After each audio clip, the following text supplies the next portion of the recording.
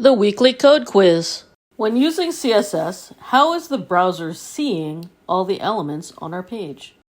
CSS is seeing all the elements on our page as if they each have an invisible box around them. What are some ways that we can control these boxes with CSS? Here are some examples. Adjust the dimensions, create borders, set margins and padding, show and hide boxes, position the boxes in the browser. What are the default settings by which a box is sized to its contents?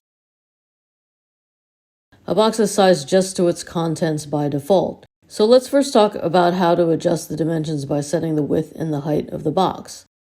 In what units of measurement can we specify the width and height dimensions?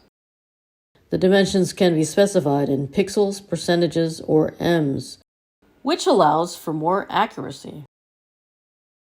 Pixels allow for more accuracy by setting an exact width or height like 300 pixels by 200 pixels, which work better for responsive design.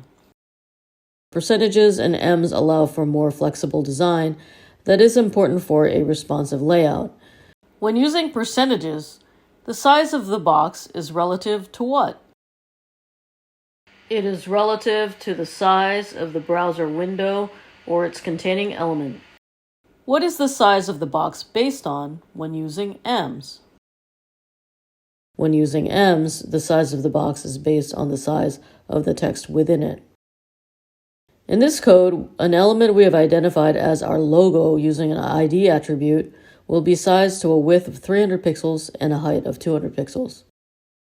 What properties could we add to ensure the contents is legible, especially on smaller screens?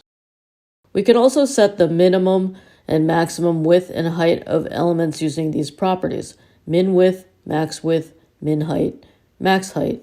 These properties specify the smallest size and the largest size of a box that can be displayed.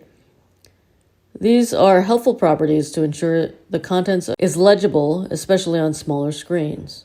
Presented by Designers Learn Code.